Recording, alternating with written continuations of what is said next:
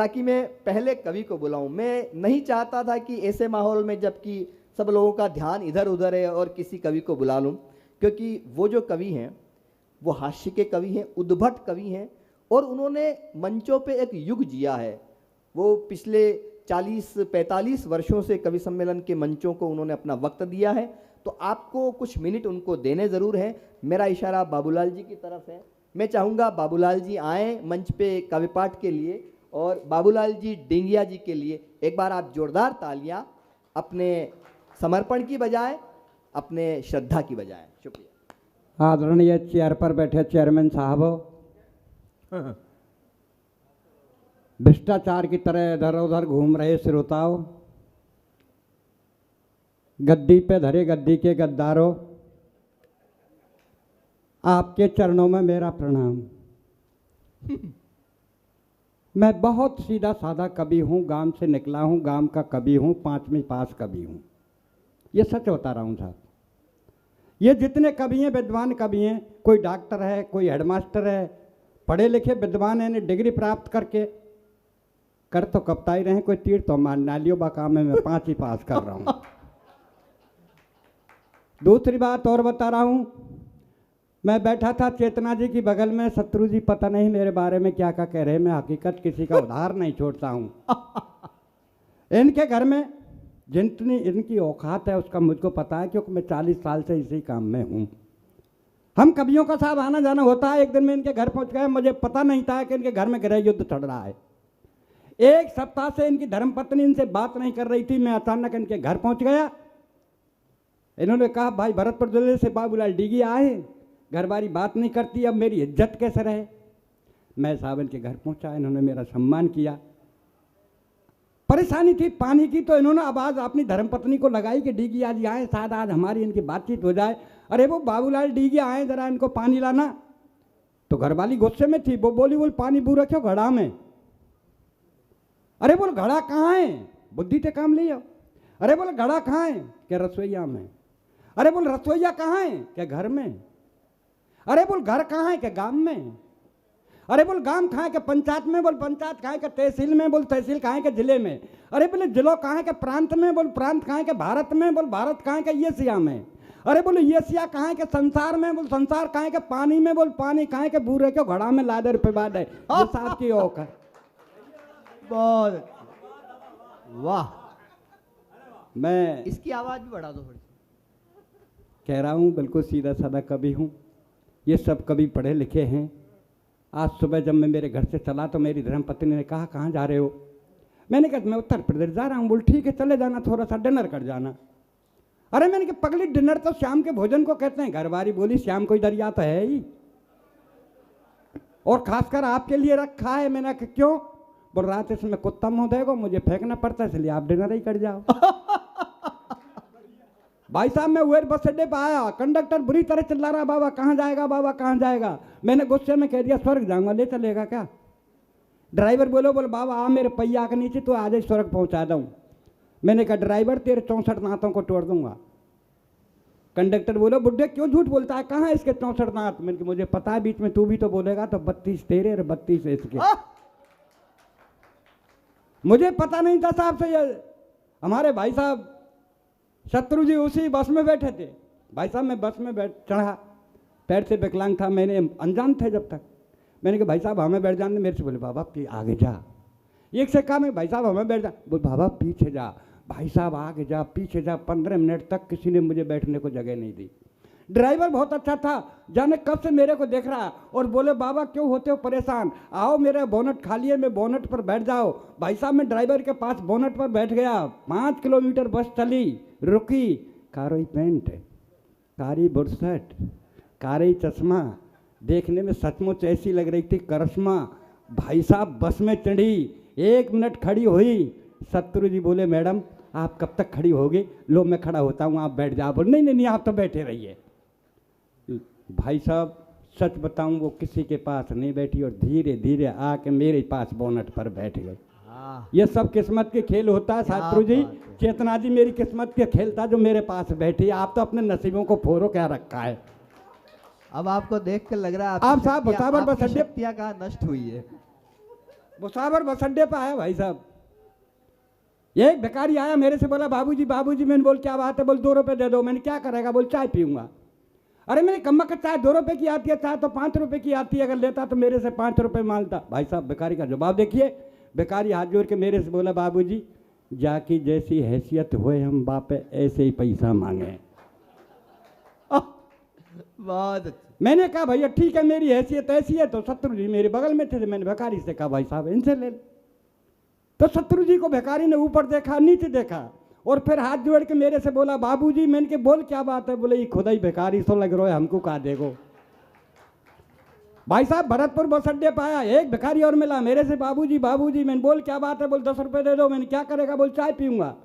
अरे मैंने कि चाय 10 रुपए की आती है, चाय तो 5 रुपए की आती है, अगर मांगता तो मेरे से 5 रुपए मांगता। भाई साहब भिखारी का जवाब देखिए, भिखारी बोला बाबूजी 5 रुपए की मैं पीऊंगा, 5 रुपए की मेरी प्रेम का तो पिएगी। अरे मैंने कि तू भिखारी होकर के प्रेम का रखता है? बोलो भाई के चक्कर में तो भिखारी बनो ने, तेरी तरह मैं हूं मेलन में ही रह रहा हूं।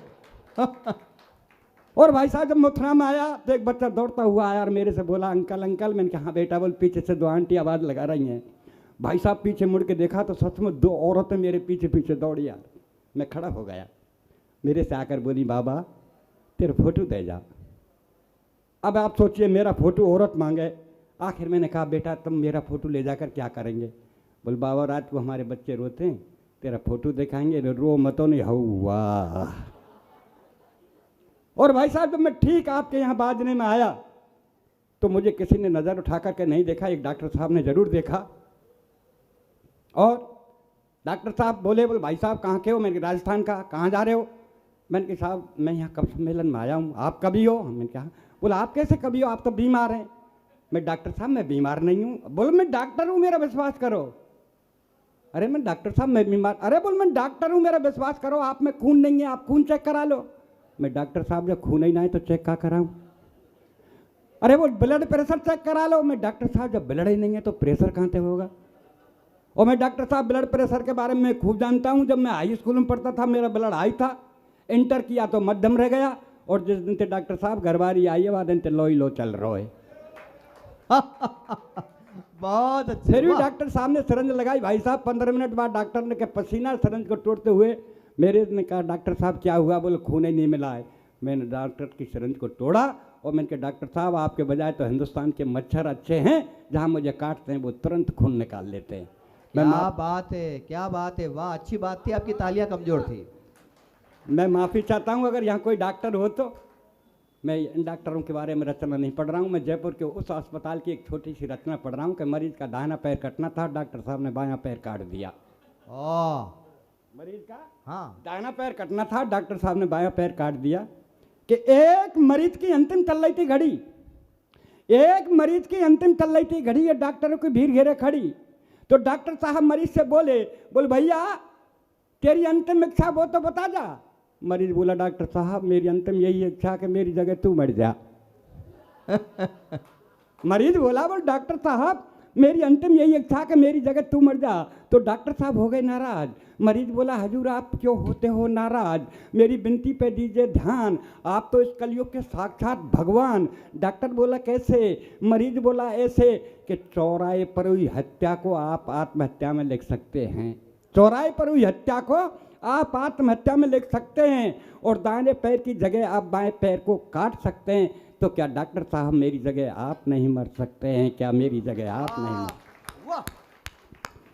वैसे हमारे शबरत जी बहुत बड़े कवि हैं, और वैसे हम उम्र के दोनों लगभग एक से ही हैं। मेरा इनका सौभाग्य था एक इंटरव्यू देने, हम दोनों भाइयों को दिल्ली बुलाया। वहाँ इंटरव्यू अधिकारी ने सबसे पहले मेरे नाम की आवाज़ लगाई। बोल कोई बाबूलाल डीगिया है? मैंने कहा सर मैं हूँ। बोले जाओ इंटरव्यू दे आओ। भाई साहब मैं अंदर आया। अधिकारी जी ने एक प्रश्न पूछा मेरे से कि भारत के सर्वप्रथम प्रधानमंत्री का नाम। मैंने कहा पंडित जवाहरलाल नेहरू। बोले पृथ्वी कैसी है? मैंने कहा साहब गोल है, चपटी है, खोज जारी है। ये अपना भारत आज़ाद कब हुआ? मैंने कहा साहब 1857 से प्रयास किए गए, 1947 में सफलता मिली। बोल ठीक है बेटा तू नौकरी लायक योग्य है। मैं बाहर आया, सबरत जी बोले बोल डिगिया जी क्या क्या? मैं जल्दी में प्रश्नों का उत्तर बताया। मैं पहले का नाम है प्रधानमंत्री पंडित जवाहरलाल नेहरू, दूसरे का गोल है, चपटी है, खोज जारी है, और तीसरे का उत्तर है 1857 से प्रयास किए गए, 1947 में सफलता मिली। मैं बाहर आया साहब, सबरत जी को आवाज़ मिली कि भाई सबरत मुर्सानी, बोल जी हाँ, बोल इंटरव्यू दिया। ये अंदर गए, वहाँ अधिकारी ने प्रश्न ही बदल दिए। बोल भाई साहब आपका नाम?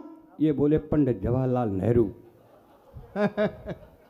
अरे बोल तेरी बुद्धि कैसी है? बोल गोल है, चपटी है, खोज जारी है। बहुत अच्छे, वाह। अरे बोल तुम पैदा कब हुए? बोल 1857 से प्रयास किए गए, 1947 में सफलता मिली। ऐसे सबरत जी आपके यहाँ विराजमान हैं। तो साहब मेरा भी सौभाग्य, एक नौकरी हेतु कॉल लेटर आया। मैं फूला नहीं समाया, खुद पढ़ा, मित्रों को पढ़वाया, 7 तारीख को इंटरव्यू के लिए बुलाया। जिस दिन 7 तारीख आई, साइकिल उठाई, दफ्तर आए, 5 अधिकारी बैठे पाए। वहाँ के चपरासी ने आवाज़ लगाई, बोल कोई डीगिया है भाई? मैंने कहा भैया डीगिया तो मैं हूँ। बोल अंदर जाओ, इंटरव्यू दे आओ। अंदर आए, अधिकारी जी को शीश नवाया। अधिकारी जी ने एक प्रश्न मेरी तरफ सरकाया, बोल बेटा भूगोल पढ़ी है? मैंने कहा जी पढ़ी है, खूब पढ़ी है, और 8 में तो 4 साल पढ़ी है। भूगोल पढ़ी है, खूब पढ़ी है, 8 में तो 4 साल पढ़ी है। तो बोल बताओ वनों से हमें क्या लाभ होते हैं? मैंने कहा हजूर वनों से हमें बहुत लाभ होते हैं, वन हमारे बहुत काम आते हैं। चोरी डकैती अपहरण और बलात्कार करके वनों में ही तो छिप जाते हैं। वन हमारे बहुत काम आते हैं। चोरी डकैती अपना बलात्कार करके वनों में छिप जाते हैं और पुलिस की धरपकड़ से बच जाते हैं, तो वीरपन का चलाई वीरपन के बाप बन जाते हैं। हजूर वन हमारे बहुत काम आते हैं, वन हमारे बहुत काम। वाह। दूसरे अधिकारी ने बुलाया, उसने भी एक प्रश्न मेरी तरफ सरकाया, बोल बेटा हिंदी के बारे में जानते हैं? अरे मैंने कहा सर हिंदुस्तान में रहते हैं, हिंदी को राष्ट्रभाषा मानते हैं, हिंदी के बारे में खूब जानते हैं। तो बोल बताओ ये गंगा कहाँ से आती है और कहाँ तक जाती है? गंगा कहाँ से आती है और कहाँ तक जाती है? मैंने कहा सर गंगा शर्मा जी के घर से आती है और ब्रह्मा जी के घर तक जाती है। गंगा शर्मा जी के घर से आती है और ब्रह्मा जी के घर तक जाती है। शाम को मैला बदन और गीले कपड़े वापस शर्मा जी के घर पहुंच जाती है। अरे बोल तू किस गंगा की बात कर रहा है? मैं उस गंगा की बात कर रहा हूं जो हिमालय पर्वत से निकल बंगाल की खाड़ी में गिरती है, दिन भर पापियों का पाप धोती है। मैंने कहा हाँ हजूर वो गंगा पापियों का पाप धोती होगी, पर ये गंगा जब सुबह सुबह शर्मा जी के घर से वर्मा जी के घर तक आती है तो दिन भर झूठे बर्तन और मैले कपड़े इस पेट की खातिर धोती है। वो पापियों का पाप धोती है, वो इस पेट की खातिर झूठे बर्तन। एक छोटा सा व्यंग आपकी सेवा में और स्वागत स्वागत। कि सुबह सुबह का वक्त मस्जिद की अजान मंदिर की झालर कितनी लगती है प्यारी। सुबह सुबह का वक्त मस्जिद की अजान और मंदिर की झालर कितनी लगती है प्यारी। और चाय का प्याला लेके मेरे 4 पाई के पास खड़ी घरवारी बोली अजी सुनते हो? अरे मैं इनके सुन रहा हूँ, बहरा नहीं हूँ, बोल क्या कहना है कह दीजिए। बोल मैं कब की खड़ी हूँ, लो चाय पी लीजिए। मैंने कहा सुबह सुबह का वक्त है, राम रहीम का नाम लेने दीजिए, इस चाय को 10 मिनट बाद दीजिए। तो गुस्से में बोली कि 10 मिनट में तो ठंडी हो जाएगी। मैंने कहा कम वक्त तेरी उम्र 60 साल की है गई, तू अब तक ठंडी ना है पाई तो का चाय 10 मिनट में। बहुत अच्छे, क्या बात है। मैंने कहा कम वक्त तेरी उम्र 60 साल की है गई, तू अब तक ठंडी ना है पाई तो का चाय 10 मिनट में ठंडी है जाएगी। भाई साहब इतनी कहने पर गुस्से में तेज कमरे से बाहर आके बड़े जोर से रोने लगी, भगवान से प्रार्थना करने लगी कि हे भगवान मेरी ये कर्जी है, आगे आपकी मर्जी है, मेरा एक थोड़ा सा काम कर दीजिए, इस संसार से मेरे पति बाबूलाल डेगिया को उठा लीजिए और मुझे विधवा बना दीजिए। देखिए साहब इतनी सुनने पर अपन भी गुस्से में तेज बैग उठाया कमरे से बाहर। घरवारी बोली कहाँ जा रहे हो भरतार? मैंने कहा आत्महत्या करने। अरे बोला आत्महत्या करनी है तो जल्दी कर लीजिए, ये भी आपके हित में होगा, और 4 दिन पीछे मरा था तेरा दाह संस्कार नहीं होगा। मैं बोला कैसे? घरवारी बोली ऐसे कि मैं देख रही हूँ पर्यावरण का सीजन, और जब खाने पकाने को नहीं तो तुझे जलाने को कहाँ से लाऊंगी, ईंधन तुझे जलाने को कहाँ से लाऊं। मैंने कहा तू मेरे ईंधन की फिक्र मत कर, तेरा ध्यान किधर मैं समझाता हूँ, आओ उधर।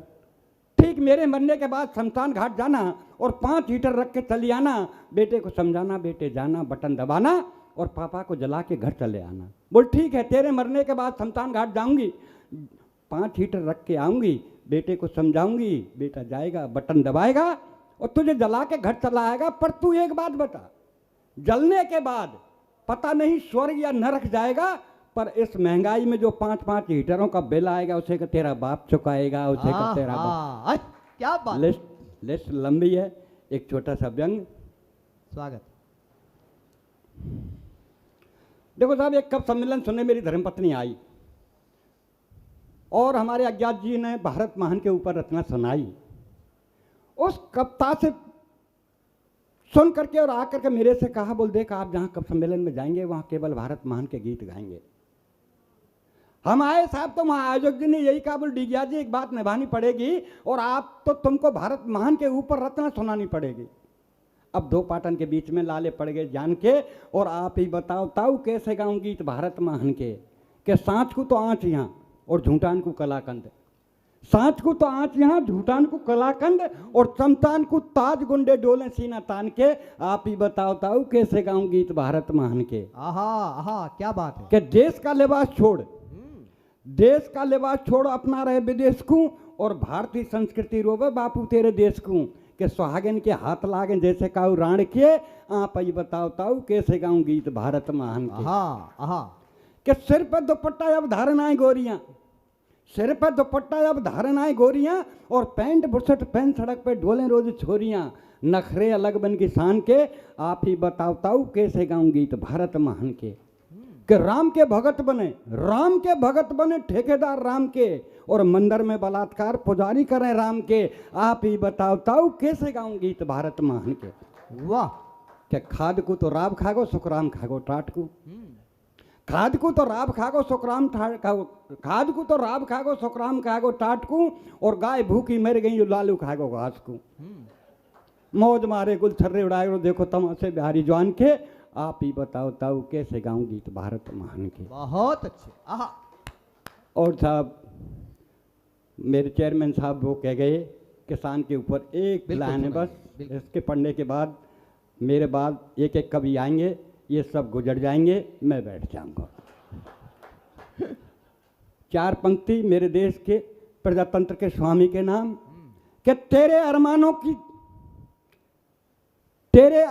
की हवेली ढह जाएगी, तेरे अरमानों की हवेली ढह जाएगी, और या तो इन किसानन की मांगे पूरी कर दे, नहीं कुर्सी तक हिल जाएगी, कुर्सी तक हिल जाएगी। वाह।